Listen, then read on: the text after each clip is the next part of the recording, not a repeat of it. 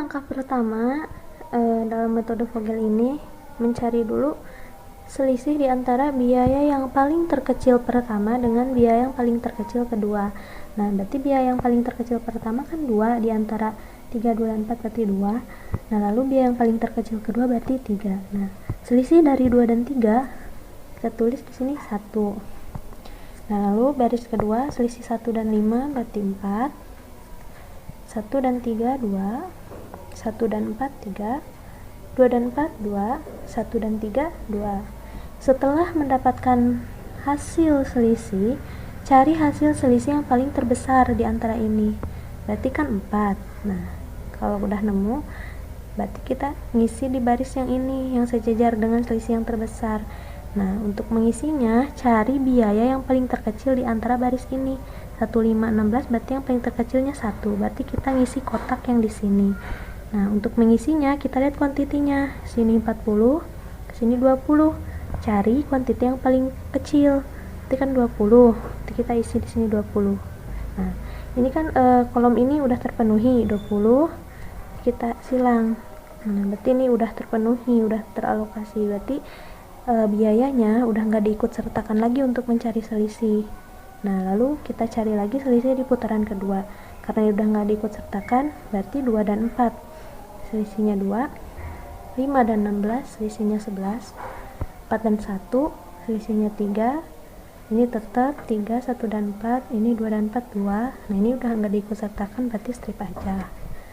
Nah, untuk mencari yang kedua, kita cari lagi hasil selisih yang paling terbesar. Berarti kan ini 11. Kita lihat biaya yang paling terkecilnya mana? 5 berarti kan. Nah, berarti diisi kotak yang ini. Kita lihat kuantitinya. Ini 40, ini 30. Nah, ini 40 karena udah dialokasikan 20, berarti kan sisa 20. Nah, 20 dengan 30, berarti yang paling kecil kan 20, kita isi 20. Nah, karena ini udah terpenuhi 40, kita silang. Jadi ini udah nggak diikut sertakan lagi dalam mencari selisih. Lalu kita cari lagi selisih putaran ketiga. 2 dan 4 tetap 2. Ini udah enggak. Ini 1 dan 4 tetap 3. 1 dan 4 3. 2 dan 4 2. Ini udah enggak. Kita cari lagi selisih yang paling terbesar. Itu 3 kan. Yang ini sama yang ini. Nah, kesini yang paling kecilnya 1 biayanya, kesini juga yang paling kecilnya 1. Berarti kita lihat 40 dengan 30, yang paling kecilnya 30, berarti kita isi 30 di sini. Nah, karena ini udah terpenuhi, kita silang, udah nggak diikut sertakan lagi. Lalu kita cari putaran yang keempat. Ini tetap 2. Ini udah enggak. Ini juga udah enggak. Ini 1 dan 4 ini 2, ini udah enggak. Nah, ini berarti kan yang paling gede 4. Kita cari 4, 20 dan 40. Karena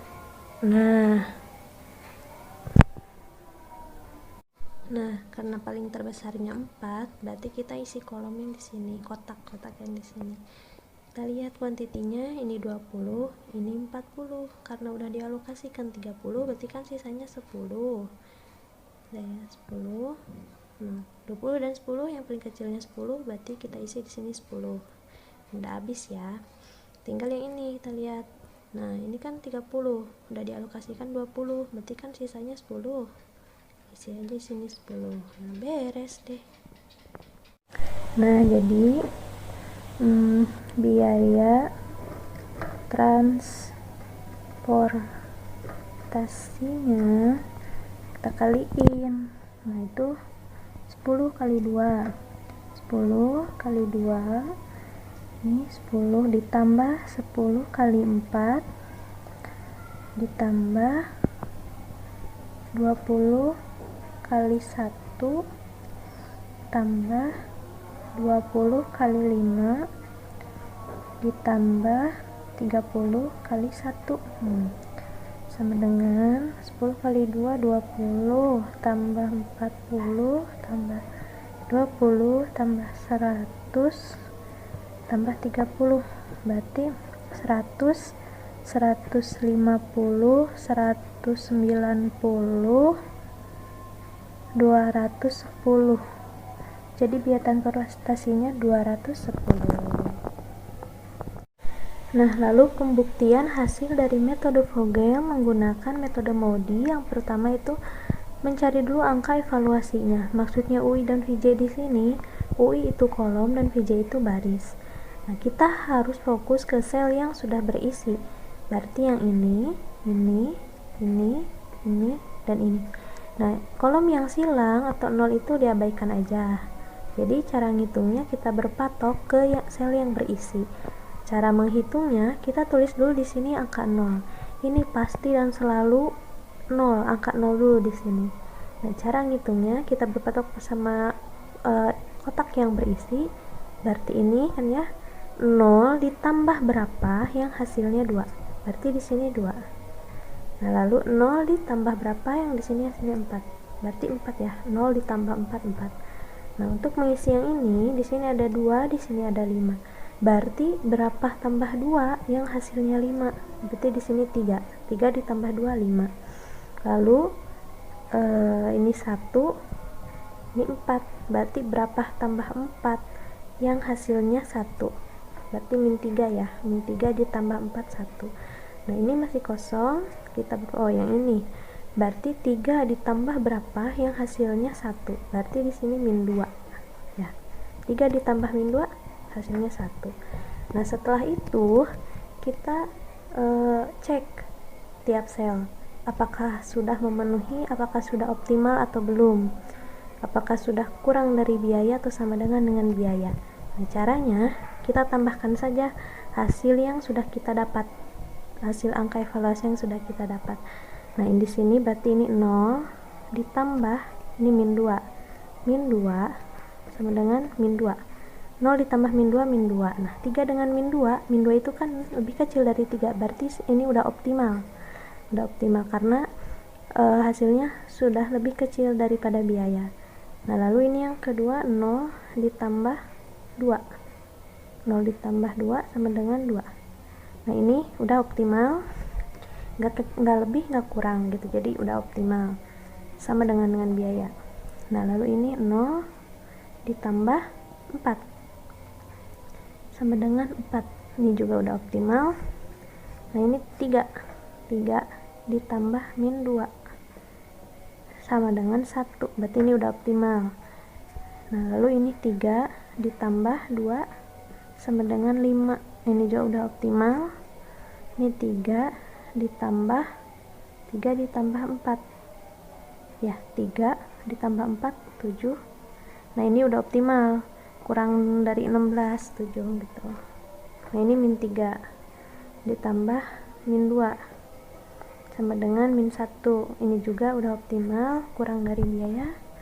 Min 3 ditambah 2 sama dengan min 1. Ini juga udah optimal, kurang dari biaya. Yang terakhir ini min 3 ditambah 4. Berarti sama dengan 1. Ini juga sama dengan biaya, berarti sudah optimal. Nah, berarti sini sudah terlihat ya tiap selnya kurang dari biaya, berarti ini udah optimal. Jadi kita tinggal jabarkan saja di bawahnya. Sel pakai C apa S ya? Sel 1,1. Ntar lah, aku tulis dulu bentar. Koreksi sebelumnya ada kesalahan. Nah, ini harusnya min 5 ya, tadi min 1, harusnya min 5. Tapi tetap optimal karena min kan lebih kecil daripada plus. Walaupun 5, jadi min 5 itu lebih kecil daripada 3, jadi tetap optimal. Nah, lalu dijabarkan. Nah, kesini. Nah, ini sel 1,1 maksudnya sel pertama, yang pertama, sel pertama, yang kedua. Nah, ini sel pertama, yang kedua mana? Nah, ini dijabarkan aja. Nah, jabarkan. Terbuktilah semua sel telah memenuhi persyaratan. UI itu kolom ditambah VJ itu baris, jadi kolom ditambah baris itu kurang dari biaya. Maksudnya kurang dari biaya ini hasilnya pada kurang dari biaya. Kayak ini min 2, biayanya 3. Nah, kurang, berarti itu udah optimal. Maka jalur pengiriman menggunakan metode Vogel itu sudah optimal. Selesai.